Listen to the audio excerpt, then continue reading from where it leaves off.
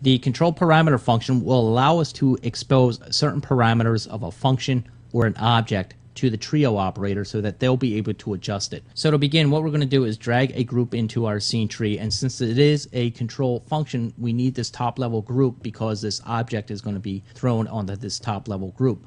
Now I'm going to go back and grab an object here, and we'll just start with the cube here, and I'm just going to drag this down, and why don't we just throw a material on it and we'll be able to see it a little bit better. Now the control parameter function allows us to control certain parameters. So inside this cube, if we click on the cube and go into the cube editor, you see we have parameters here such as size X, size Y, size Z. We also have things like bevel, tessellation, and other things that we can set. So this control parameter will allow us to control those parameters. And the way this works is we're going to drag this control parameter down onto our cube, and once we do that, it also throws on this object control into the topmost group. I'm going to click on our control parameter function, and the first thing that we notice again is the field identifier. Right now we're just going to leave this as 1 since it is our first control object in the scene. We also have a description here. It's called cube. We can leave that the same. We picked up the name here from the container. Now below here what we have is parameter, and within this parameter field here it gives us an example. It says transformation scaling Y, for example. So this is where we're going to type the parameter that we need to change. So in this example, we want to change the scaling Y, for example. So I'm just going to delete this out of here, and we want to expose the scaling Y or the size Y of this cube, let's say. So I'm going to come back into my parameter here and type in. Now, how do I know what to type in? So to do this, we're going to actually use this show commands here, and I'm going to click on the show commands window, and I'm going to go back into my cube here and click on my show commands and just create a little bit of space here so that when we actually hit something, it's going to show us the command and we know where we are. Now I want to expose the size Y, so I'm just going to come up here and click once on the size Y, and you see we get this little option here. It says geom number 1046 size Y set 100.1. So this is the language we want. So if we needed to copy this, we could actually come up into this bar here, right click, hit edit, mark, and then come down here. We can mark this, and if you wanted to copy it, you could come up and right click again, say edit, copy, and then we could copy it. So I'm going to go back into parameter here, and we're going to type in this parameter within this field. So it was geom, and I'm going to hit asterisk, and the parameter was size underscore Y. So I'm going to leave it like that. I'm going to close my show commands window or minimize it. Now that we have a parameter typed in here, we can go to input value. I'm going to leave the input value at 1. We also have a data type, which is set to float.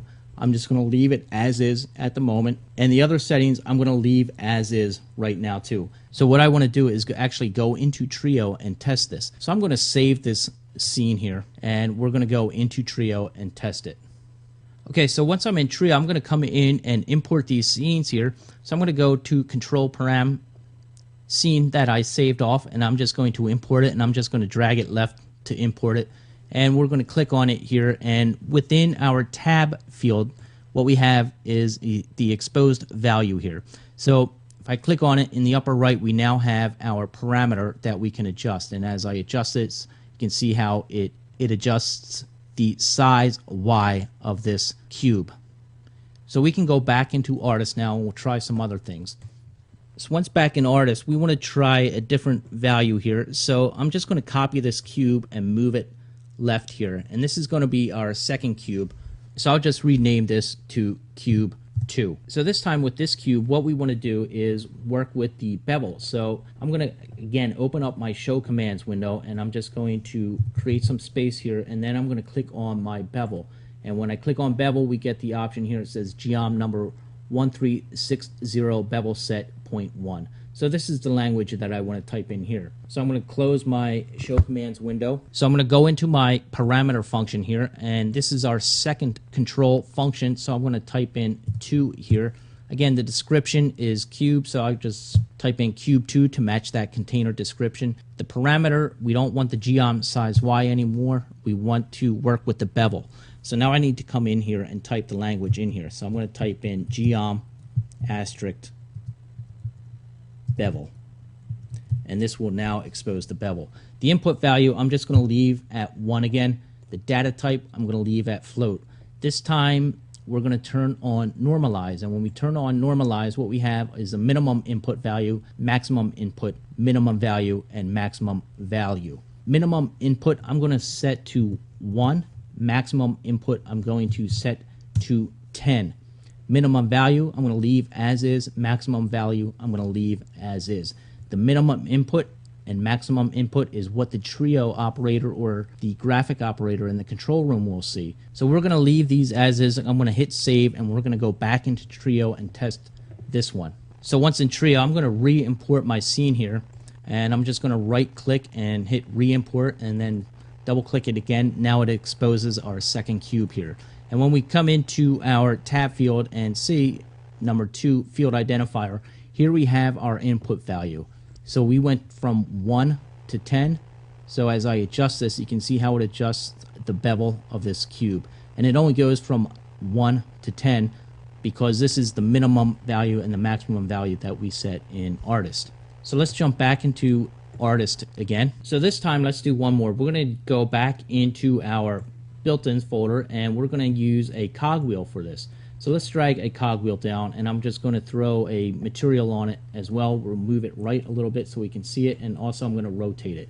Now in the cogwheel we have a couple parameters that we could use: tessellation, corners, height, tooth height, diameter, hole, and bevel. Let's just use the hole for this.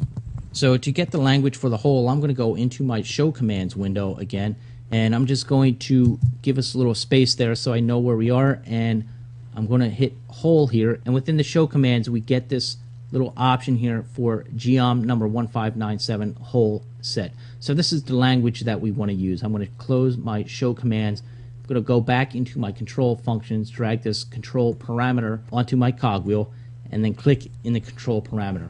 Now first, since this is our third control function, I'm going to make my field identifier 3, the description cogwheel. That's fine. Here in our parameter field, I'm going to type in our language. So I'm going to type in geom asterisk hole. I'm going to leave the input value to 1 and the data type to float. Again, I'm going to turn on normalize and make the minimum input 1 and the maximum input 10. I'm going to leave the minimum value at 0 and maximum value at 100. You can use a prefix, so if you typed in a prefix here, a prefix would automatically show up if you were exposing some type of text or integer parameter. There's also a control parent which you could turn on or off. If you use this control parent, then your cogwheel will need to be in a parent-child relationship in your scene tree. So if this cogwheel was a child of it, and with the control parent turned on, it would also control the cube as well. So let's save this and we'll test it out in Trio.